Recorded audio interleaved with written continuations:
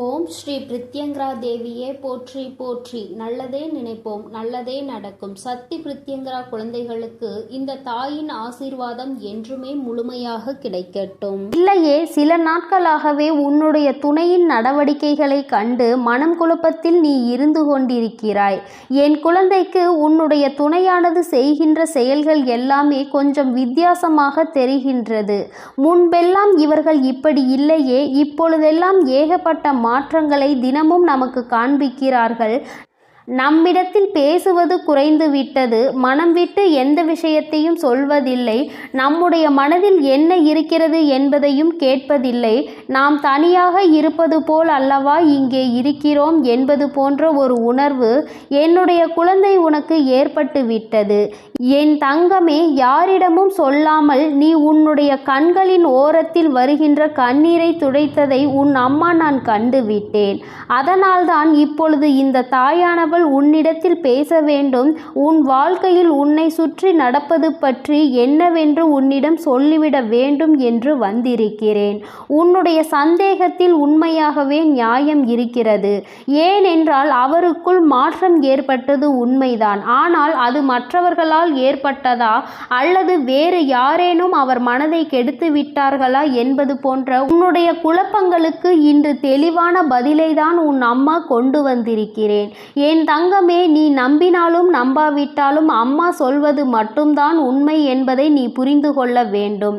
என் குழந்தையே, அம்மா சொல்கின்ற விஷயம் இரண்டு விதமான குணங்களை கொண்டவர்களுக்கு வித்தியாசமானது. என் தங்கமே, ஒருவேளை அவர்களினுடைய நடவடிக்கைகளில் ஏற்பட்டிருக்கின்ற மாற்றங்கள் உனக்கு உச்சபட்ச மாற்றங்களாக தெரியும்.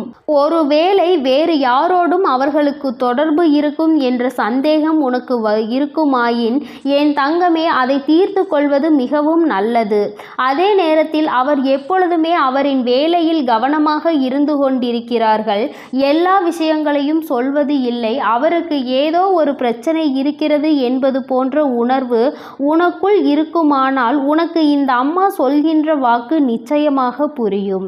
என் தங்கமே, அம்மா எதற்காக இப்பொழுது இரண்டு விதமாக பிரிக்கிறேன் என்றால், எல்லோரையும் கண்மூடித்தனமாக நம்பக்கூடாது. இங்கே யார் எப்படி நடந்து கொள்வார்கள், எப்பேற்பட்ட மனிதர்களும் எப்படிப்பட்ட சூழ்நிலைகளிலும் அவர்கள் வாழ்க்கையில் எந்த மாற்றத்தையும் நடத்தி விடுவார்கள் என்பது நாம் நன்கு அறிந்த உண்மை அல்லவா? கண்மூடித்தனமாக நம்பிவிட்டு அதன் பிறகு ஐயோ அம்மா என்று அழுது கொண்டிருந்தால் எந்த லாபமும் இல்லை. அதனால் என் தங்கமே, எதுவாக இருந்தாலும் தீர விசாரித்து விட்டு ஒரு முடிவுக்கு வருவதுதான் நல்லது. அதற்காக தான் அம்மா உனக்கு இந்த விஷயத்தை சொல்கிறேன். என் தங்கமே, உன்னுடைய துணை இன்னொருவரோடு தொடர்போடு இருக்கிறார் என்றால் அது உனக்கு நிச்சயமாக தெரிந்திருக்கும். ஏனென்றால் அவர்கள் எப்பொழுதும் யாரோடும் தொலைபேசியில் பேசிக்கொண்டே இருப்பது, அதுவும் அன்போடு பேசுவது, மற்றவர்களோடு சிரித்து பேசிவிட்டு உன்னை கண்டால் மட்டும் எரிந்து விழுவது, இது போன்ற நடவடிக்கைகள் இருக்குமாயின் அவர்களை சற்று உன்னிப்பாக கவனிப்பதோடு மட்டுமல்லாமல் சரியான ஒரு முடிவையும் நீ எடுத்துவிட வேண்டும். காலம் முழுவதும் அழுது கொண்டு தன் மீது அன்பு இல்லாதவர்களுக்கு, தன்னுடைய அன்பிற்கும் தகுதி இல்லாதவர்களுக்காக உன்னுடைய வாழ்க்கையை நீ வீணடித்து விடக்கூடாது. அதே நேரத்தில் நிச்சயமாக வேறு யாருடனும் அவர்களுக்கு தொடர்பு இருக்காது.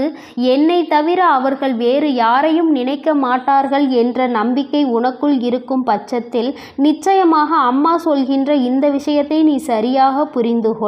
என் தங்கமே, உன்னுடைய வாழ்க்கை துணை சில நாட்களாகவே அவர்கள் மனதில் ஏதோ ஒரு விஷயத்தை போட்டு குழப்பிக்கொண்டே இருக்கிறார்கள். அந்த விஷயம் என்ன விஷயம் தெரியுமா?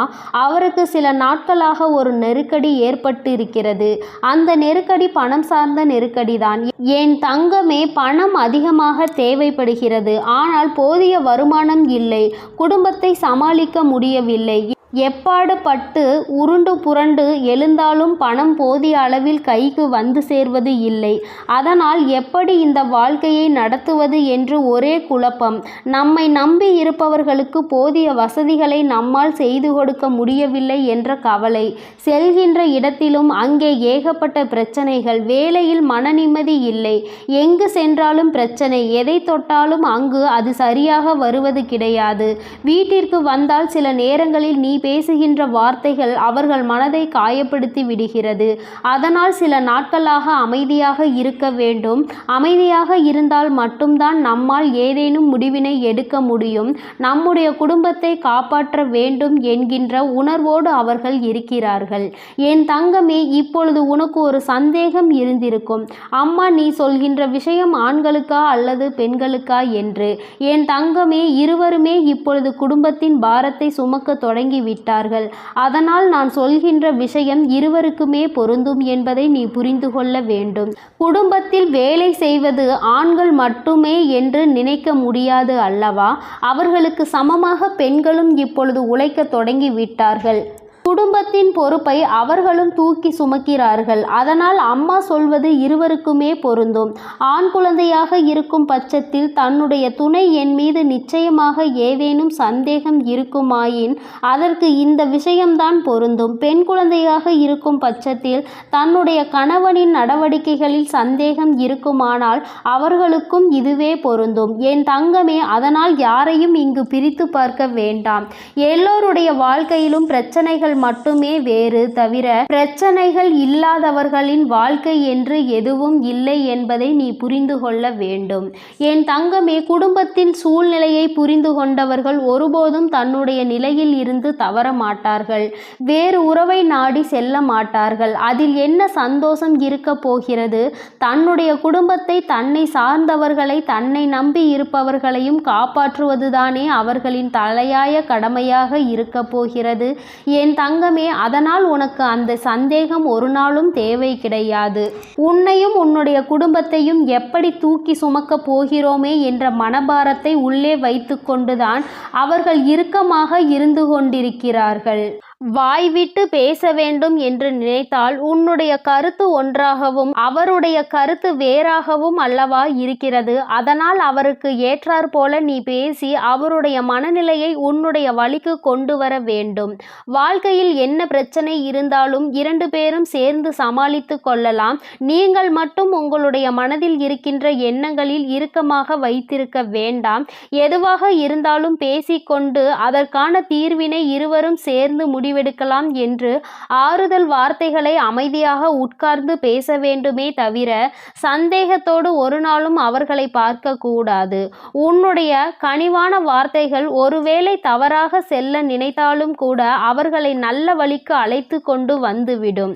யாருடைய வாழ்க்கையிலும் இது போன்ற தவறுகள் நடக்காமல் இருக்க எல்லோருமே அவர்களின் மனநிலையில் முதலில் தவறான எண்ணங்களை தூக்கி எறிந்துவிட்டு நல்ல எண்ணங்களை மட்டுமே தூக்கி சுமக்க வேண்டும்.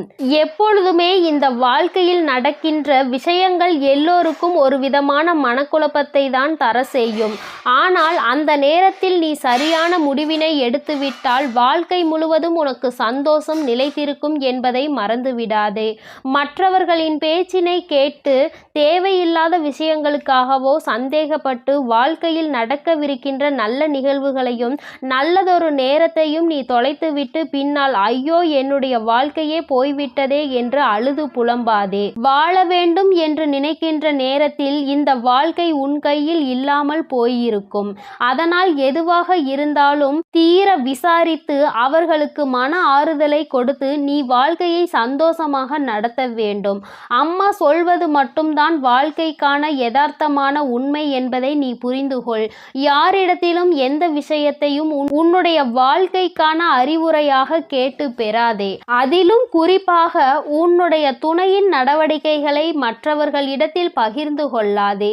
ஏனென்றால் மற்றவர்களுக்கு அது வேடிக்கையாக இருக்கும். ஒருவர் 2 பேரிடத்தில் சொல்வார்கள், 2 பேர் 4 பேரிடத்தில் சென்று சொல்லி சொல்லி கடைசியில் அந்த விஷயம் உன்னுடைய துணையின் காதுக்கே வந்து சேர்ந்துவிடும்.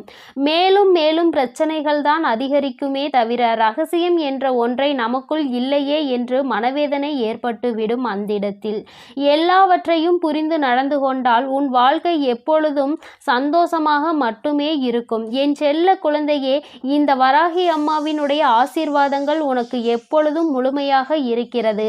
அதனால் நீ எதற்காகவும் கலங்காதே, எதை நினைத்தும் வருந்தாதே. நீ நல்லதையே நினைத்தால் உன் வாழ்வில் எப்பொழுதும் உனக்கு நல்லது மட்டுமே நடக்கும் என்பதை நீ மறந்து விடாதே.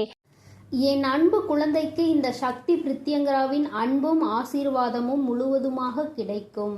ஓம் ஸ்ரீ பிரித்யங்கரா தேவியே போற்றி போற்றி. ஓம் ஸ்ரீ பிரித்யங்கரா தேவியே போற்றி போற்றி.